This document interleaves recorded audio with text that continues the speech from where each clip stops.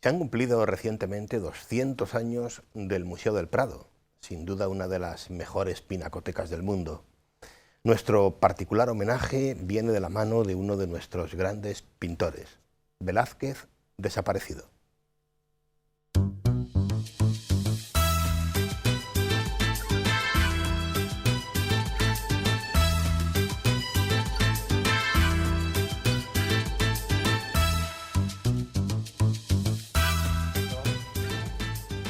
Saludos amigos, bienvenidos a 49 o más, el programa de Canal Diocesano en el que cada semana les invitamos a leer un buen libro, a llevarse de alguna manera alguna que otra historia también interesante. Yo creo que la de hoy lo tiene sin duda. Nos acompaña para ello Antonio Rubiamuga. Antonio, bienvenido. Muchas gracias. Bueno, nos acercamos hoy a la figura de un personaje archiconocido, pero de una manera muy particular y con una historia que sí que seguramente será desconocida para muchas de las personas que nos ven. Con este, me refiero a este Velázquez desaparecido, porque estoy convencido de que, pues eso, tanto la figura de Velázquez como obras emblemáticas de Velázquez son conocidas para todo el mundo. La historia que hoy traemos, no tanto. Es curioso, como tú apuntabas en la entradilla, hace poco que se ha celebrado el Bicentenario del Prado. Y no hay veces que la gente me pregunta, ¿y cómo elige los libros? Digo, bueno, pues me tiro horas en librerías, al final pues a través de internet, pero del Prado evidentemente no hay ninguna historia de estos 200 años, hay partes de la historia o historias que hacen referencia a lo mejor pues a una época concreta o a unos reyes, a una casa real, pero una historia en general no. Entonces buscando, me propusieron este libro y yo creo que para mí al principio le tenía un poco aparcado, y al final pues ha desbordado cualquier expectativa y es uno de los libros que yo creo que merecen la pena, porque no solamente nos va a hablar de ese Velázquez desaparecido, que es la trama del libro, el libro es relativamente actual, del año 2016, sino que nos va a hablar también de la obra de Velázquez, de su época, que yo creo es muy interesante, es muy unida, evidentemente, al rey para el cual estuvo vinculada su vida, que es Felipe IV. Laura Cumming es la autora de este libro. Es crítica de arte en muchos periódicos ingleses, difícil de pronunciar para los que no sabemos, es redactora también y editora de arte, es columnista en el Herald Tribune, eso más o menos bien, y algunos periódicos más. Es curioso cuando ella presenta el libro, y así lo hacía en el mundo anglosajón, desde el primer momento le pregunta, ¿es un libro de ficción o no es un libro de ficción? Y ella le presentó como un libro de no ficción, porque este cuadro le citaba el suegro de Velázquez, lo vamos a ver, que es Francisco Pacheco, fue pintor con el cual Velázquez trabajó de niño y también biógrafo suyo, y le cita este cuadro, con el cual no es una biografía de Velázquez, no es un libro de historia del arte, ni mucho menos, pero todo lo que aparece en el libro es real. Bueno, y eso es muy curioso. Todo gira al final en torno a un Velázquez perdido. Sí. Un cuadro de Velázquez que no se sabe muy bien dónde está, de ahí el título, Velázquez desaparecido, y que es un retrato del príncipe Carlos de Inglaterra. Sí. Muere el padre de la autora, de Laura, que era pintor, y ella, pues bueno, poco tiempo después viene a Madrid de viaje, y como no, habiendo sido su padre pintor, y ella, pues dedicando a lo que se dedica, aparece por el Museo del Prado, y se encuentra con la gran obra de las Meninas. Yo creo, entonces, él ya dice que se encuentra con la vida real, a tamaño natural, lo que son las Meninas. Esos personajes que encontramos ahí dice, bueno, son como invitados a una fiesta sorpresa, esperando que tú llegues también a esa fiesta. Entonces es la visión mágica del arte, ella define así ese cuadro. Entonces Velázquez le pintó en el año 1656, 4 años antes de su fallecimiento, y estuvo la mayor parte de su vida, de la vida del cuadro, en el Alcázar, en el Real Alcázar de Madrid, que hoy en día no existe porque desapareció en un incendio. Y ahí empieza un poco su relación con Velázquez, de la autora. Investigando aparece este retrato, del cual hacías tu referencia, y el libro evidentemente, que es un retrato del príncipe Carlos de Inglaterra. El príncipe Carlos de Inglaterra, pintado por Velázquez en el año 1623. Velázquez había nacido en Sevilla en el año 1599, tenía solamente 24 años, ¿de acuerdo? Entonces, ¿por qué aparece el príncipe Carlos aquí en España? Vino a casarse, supuestamente, con la hermana pequeña del rey Felipe IV. Entonces el conde duque de Olivares, válido del rey, pues se opone y logra que ese matrimonio no se lleve a cabo. Entonces, durante la estancia aquí en España, Velázquez ya era pintor de la corte, lo vamos a ver ahora, y entonces hace un cuadro, pinta este cuadro, que se lleva el futuro rey, el príncipe, se lleva a Inglaterra junto con un amigo suyo que le acompaña, que es Buckingham. A él le donaría ese cuadro y luego veremos un poquito la historia. Importante cómo Snart, que es John Snart, es el que... Sí, iba a mencionarte ahora cómo entra aquí en esta historia. Yo creo que hay una figura que es muy importante para entender luego cómo se desarrolla todo, que es John Snart, que es un librero. Sí. En otoño de Reading, en otoño de la ciudad de Reading, de 1845, hay una subasta. John Snart era un librero, había aprendido pues el oficio de un tío suyo que tenía una librería y también una imprenta, y entonces pues él al final heredó esa imprenta y era aficionado al arte. Accede a una subasta en ese año, en 1845, en su ciudad, cerca de Oxford, en Reading, y se va a encontrar con un cuadro que supuestamente era de Van Dyck. Entonces él adquiere el cuadro simplemente por 8 libras, pero claro, él se da cuenta de que no podría ser un retrato pintado por Van Dyck porque era demasiado joven. Cuando Van Dyck llega a Inglaterra en el año 1638, el príncipe Carlos había sido ya nombrado rey 8 años antes, con lo cual no puede hacer un retrato del rey siendo tan joven. Aquello fue lo que hizo que ese librero, John Snart, pensara y dedicara toda su vida a investigar de que este cuadro no era de Van Dyck, sino que realmente era un Velázquez. Y él va a aprovechar pues para hacer en esas investigaciones todo tipo de consultas y de búsquedas. En concreto cita aquí la autora el momento en el que él busca a una novelista que es Mary Russell. Sí. Para contarle su descubrimiento. Claro, todo el libro va narrado no solamente de lo que es el cuadro en sí, sino va dando esbozos de la vida de Velázquez. Entonces, Mary Russell, evidentemente una novelista, a la cual pues él le enseña el cuadro. Pero interesante, antes de llegar a Mary Russell, hemos apuntado antes que había nacido Velázquez en el año 1599, en Sevilla.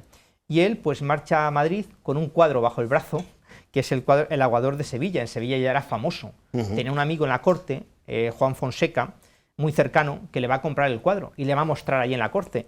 Y dice la autora: y en una sola hora lo vieron todos los de palacio, los infantes y el rey, que fue la mayor calificación que tuvo. Ordenóse que retratase al infante, pero pareció más convincente hacer el de su majestad primero. Felipe IV tenía entonces 18 años, Velázquez solamente 4 más. Felipe IV posa para Velázquez y a raíz de aquello pues le nombra pintor de la corte con un sueldo fijo y le va a dar un plus por cada cuadro que va a pintar.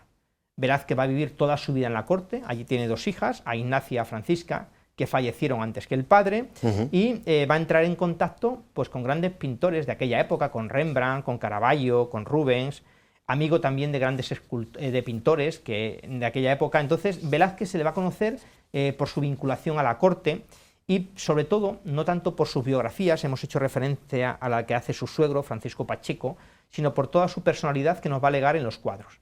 Entonces hemos hablado de que Snart en el año 1845 lo adquiere en una subasta y entonces hoy en día nos podemos preguntar, bueno, para descubrir cómo un cuadro es auténtico existen los rayos X, existen muchos métodos técnicos, pero entonces ¿a qué había que atenerse? Pues la experiencia de la gente. La gente veía un cuadro y parecía ser que sí, que ese cuadro era de Velázquez. Velázquez no hacía nunca, esto también es un dato muy curioso, dibujos preparatorios. Él no hacía un boceto, él simplemente cogía y se ponía. Entonces, él compra el cuadro y lo lleva a un restaurador de Londres. El restaurador, que algo entendía, ve el cuadro. Bueno, primero él lo había limpiado un poquito con trementina, pero menos mal que no le dañó. Entonces le había quitado un poquito el polvo, le lleva a ese restaurador de Londres, que tampoco se atreve a hacer nada, simplemente una madera detrás, para que no se dañe el cuadro, lo que es el cuadro en sí. Entonces, ¿qué hace? Les pone en su tienda y la gente, con la excusa de ir a comprar a la tienda, lo que va es a ver el cuadro. A ver el cuadro. Claro, y al final le dedica una habitación de la tienda, de esa imprenta, librería que él tenía, donde pasan todas las personas de allí de la ciudad, allí aparecen, a ver ese cuadro del príncipe que se fue pintado en España cuando vino a casarse con la hermana de Felipe IV. Entonces hay un momento que dice, bueno, se le voy a enseñar a alguien que entienda un poquito de arte, que sí es a la novelista Mary Rose Milford. Se le enseña a la novelista y ella sí da el visto bueno. Y ella dice que habían estado investigando que realmente era el Velázquez que llevaba tanto tiempo perdido. Con el apoyo de ella, 2 años después, le va a llevar directamente a Londres. Y allí va a aparecer el conde de Montemolín. El conde de Montemolín había nacido en el Palacio Real de Madrid, en el Alcázar, que hoy en día hemos dicho que no era el Palacio Real, pero en el Alcázar, donde se exponían todas las obras de Velázquez. No olvidemos que la mayoría de las obras de Velázquez estaban ocultas. Claro, hemos empezado hablando del Museo del Prado, 1819, 200 años después de Velázquez. Entonces, los cuadros se exponían en el lugar en donde se habían pintado. Muy poca gente había tenido acceso a los cuadros de Velázquez, porque Velázquez no pintó muchos cuadros en su vida. Durante toda su vida pintaría 120 cuadros, más o menos. De hecho, lo vamos a ver, los últimos años de su vida... Bueno, no son pocos. No son pocos, pero claro, él un retrato lo pintaba en horas.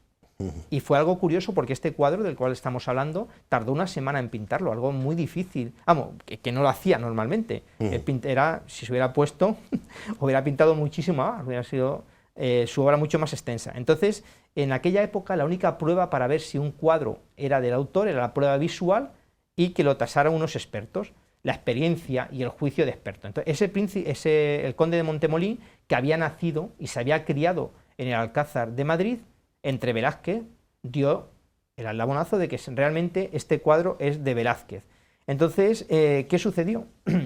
Que se expuso en una galería y hay un momento en que el cuadro es embargado. No por las deudas que tenía John Snart, sino porque el dueño de esa galería no pagaba el dinero.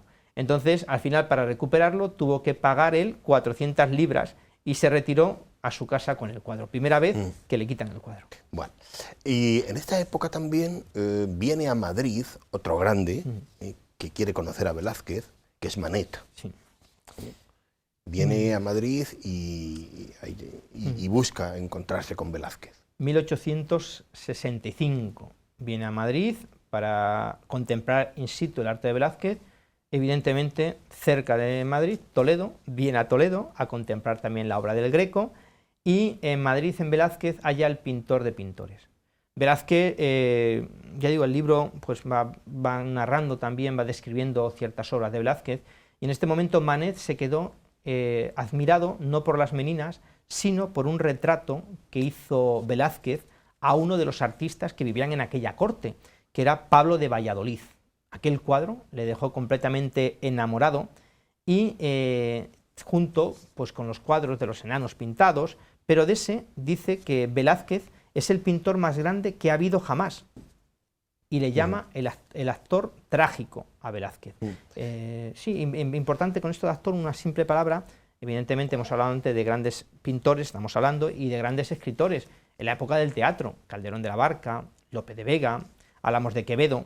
Entonces, el conde duque de Olivares dice que creó el Palacio del Buen Retiro simplemente para distraer de las ocupaciones reales a Felipe IV y ser él el que llevase todo el peso del gobierno. La corte, dice la autora, en aquella época era el mayor teatro de todos. No, te iba a preguntar, ¿cómo se desenreda la historia del embargo del cuadro? Hemos hablado antes del robo, el embargo del cuadro. ¿Cómo termina esa historia? La primera vez se le embargaron porque no pagaba el propietario de la casa y tenía una deuda, y esta segunda vez empieza ya una gira por toda Inglaterra. Empieza el cuadro en enero del año 1849. John Snart coge el cuadro y se va. Entonces, cuando le están exponiendo, llegan unos alguaciles en una de las ciudades, en Edimburgo, y se llevan el cuadro, porque supuestamente había sido adquirido de manera fraudulenta, porque había sido robado. Entran en un litigio contra la nobleza, un plebeyo, eso en Inglaterra en aquella época era tremendo, y al final demuestra, claro, su abogado de John Snart, que había adquirido el cuadro en una subasta abierta al público de la manera lo más legal posible. Entonces, al final él logra recuperar el cuadro, pero estaba completamente arruinado. Años después, el juicio le dio la razón y tuvo que ser indemnizado con 1.000 libras, 1.000 libras por los daños que había sufrido al ser embargado el cuadro, supuestamente robado, que él adquirió de manera real. Que en este momento es muy importante de la historia, porque ¿qué hace Esnar? 1.000 libras, desaparece, deja Inglaterra, deja a su esposa, deja a sus hijos y desaparece con el cuadro. Y lo siguiente que vamos a ver, antes hablábamos del encuentro con un grande, que es Manet, y ahora se va a producir otro encuentro en Roma, con otro grande también, que es Rubens, y allí va a pintar un cuadro también emblemático. Sí, 2 veces va a Roma, Velázquez, una en el año 1628, 5 años después de ser pintado de la corte, va a Roma, encargado por el envía el rey Felipe IV. Allí estuvo más de un año. Cómo era su importancia ya, que va a residir en el mismo Vaticano y va a residir en la gran villa de los Medici. Y allí pinta un cuadro que es muy curioso, que es Vista del jardín de la Villa Medici, en Roma.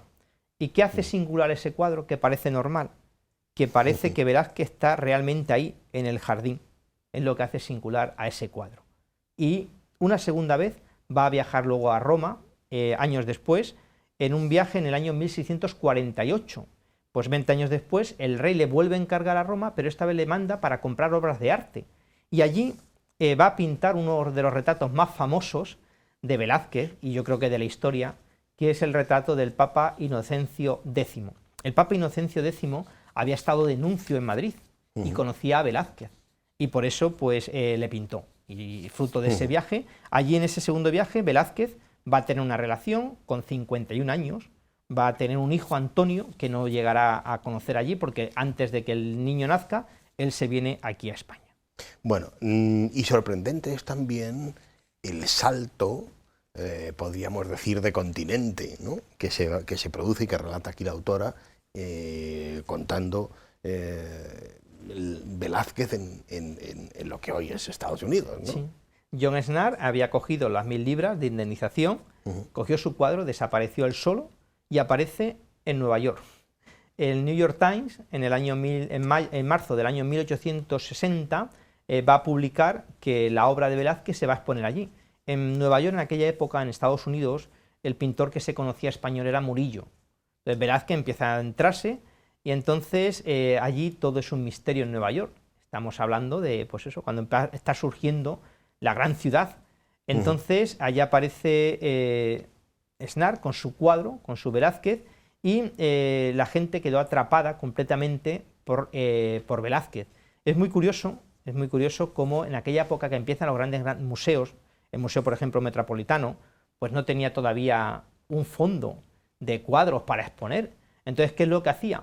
Pues pedía a colecciones particulares que le cedieran por un determinado tiempo los cuadros para que ellos, para exponerlos allí. Y allí aparece el Velázquez de Esnar. Su hijo Edward va a visitar a su padre y, para que nos hagamos una idea, que decíamos que Francisco Pacheco habla del cuadro, la 8ª edición de la Enciclopedia Británica, en el año 1888, cuando hace referencia al príncipe Carlos de Inglaterra, habla de 2 retratos suyos y no habla de los autores. Entonces, posiblemente él dice que es uno de esos 2 cuadros, el Velázquez desaparecido. ¿Dónde está el Velázquez? El New York Times, el periódico, en el año 1903, comienza su búsqueda, que todavía es un caso sin resolverse. Bueno, Antonio, nos quedan unos minutitos, y no quería dejar de plantear una reflexión que plantea la autora del libro, que me parece muy interesante, ya más hacia el final del libro. En esta línea, ya no solo dónde está este Velázquez, sino ella plantea dónde están los Velázquez de la última parte de Velázquez. Sí. Es que no solo es uno, es que son muchos. Claro. Y la autora plantea también un lugar, digamos, desconocido. No se sabe nada de dónde están esos cuadros. Decíamos antes que Velázquez no pintó muchos cuadros. Dice aquí que quizás solo pintó media docena de cuadros al año. Nada más, ¿eh? Entonces, y tal vez después de su segundo viaje de Roma, menos, que fue cuando pintó las Meninas. Entonces, algunos cuadros es cierto que se perdieron en el incendio del Palacio Real. Claro, algunos se salvaron porque los sirvientes del Alcázar Real, no, el Palacio del Alcázar Real, pues los sacaban por las ventanas. Las Meninas no se podía sacar por la ventana del tamaño. Gracias a Dios pudieron sofocar el incendio antes. Imaginamos lo que podía haber pasado. Entonces, muchos cuadros se han perdido. La historia del arte, él habla, a la autora, son los cuadros y de las obras de arte que nos han llegado a nosotros, muchos de ellos desaparecidos. Entonces, ¿qué aparece? ¿Dónde están esos cuadros? No sabemos. Lo que es cierto que Velázquez, después de que viene de Roma, de ese segundo viaje, cuando pinta el retrato de Inocencio X, pinta las Meninas, es nombrado un cargo muy importante, que es aposentador mayor de palacio. Entonces eso lleva muchas labores administrativas, burocráticas, y le va a restar tiempo para pintar.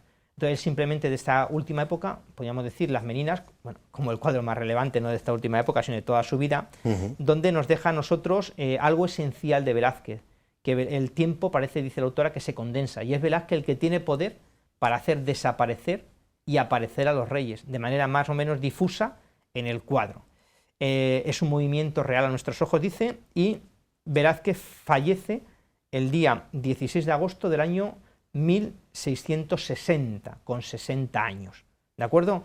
Y su epitafio, que lo puso Palomino, que es el segundo gran biógrafo suyo, dice que Dios le creó para tanta admiración del mundo. Dios le creó para tanta admiración del mundo. Es un misterio toda la vida de Velázquez, porque él fue enterrado en la iglesia de San Juan Bautista de Madrid, allí. Con el mismo traje que llevaba cuando pintó las Meninas. Hemos visto las Meninas varias veces a lo largo del programa, que tiene la cruz de la Orden de Santiago. Su cuerpo desapareció porque José Bonaparte, en la Guerra de Independencia, mandó destruir a las tropas francesas la iglesia donde fue enterrado. Y entonces no sabemos dónde está ahora mismo, igual que el cuadro ha desaparecido, tampoco Velázquez. Dice la autora que el mayor logro de Felipe IV, fue haber empleado a Velázquez en la corte. Termina también, ya prácticamente como a modo de epílogo, bueno, diciendo eso, que los cuadros muchas veces no se pierden al azar o no se pierden por error, sino también son descartados de manera deliberada, no solamente por el autor del cuadro, sino a lo mejor por las personas que le pudieron adquirir.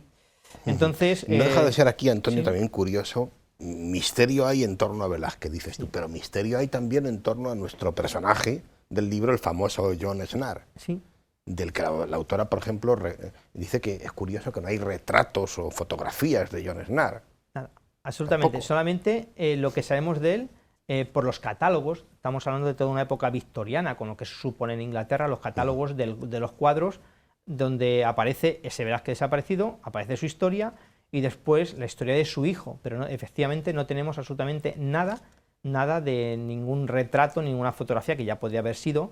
Hay un archivo en Inglaterra donde guardan fotografías, millones de fotografías catalogadas, y ella estuvo mirando no solamente a John Snart, que no lo encontró, sino también la caja, donde hay cientos y miles de fotografías de los cuadros, de los retratos.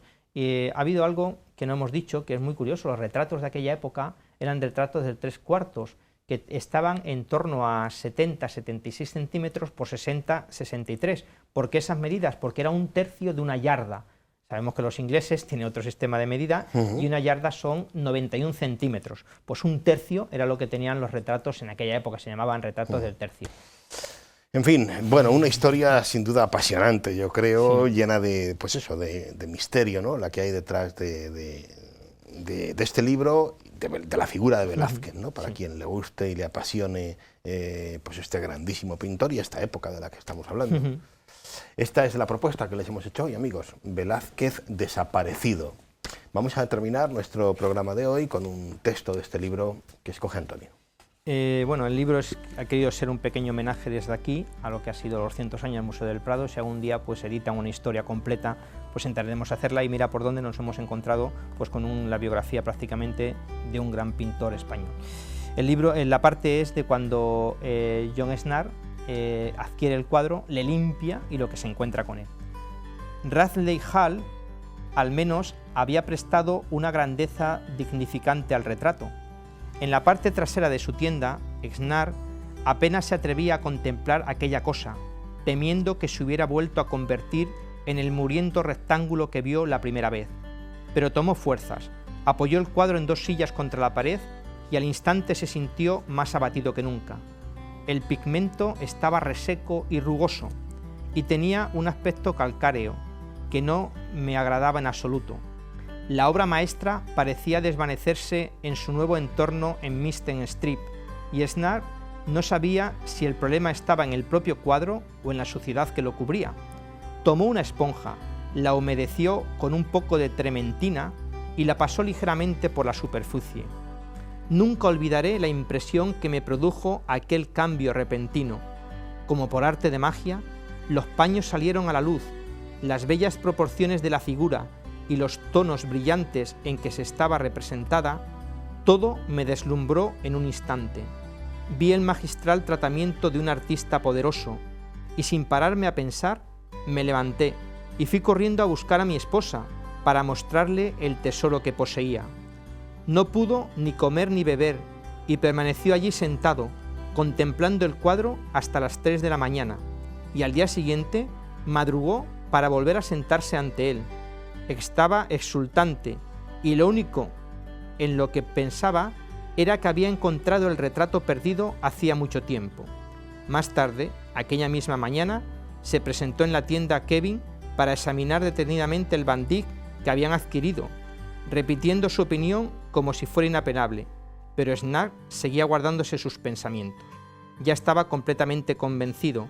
Podría haber respondido a la autenticidad del retrato como si hubiera estado presente cuando lo pintaron, pero necesitaba alguna prueba para revelar su convicción a alguien además de Isabela. El problema era por dónde empezar. Esnar no sabía dónde acudir en busca de información sobre el cuadro, su historia o incluso el propio artista.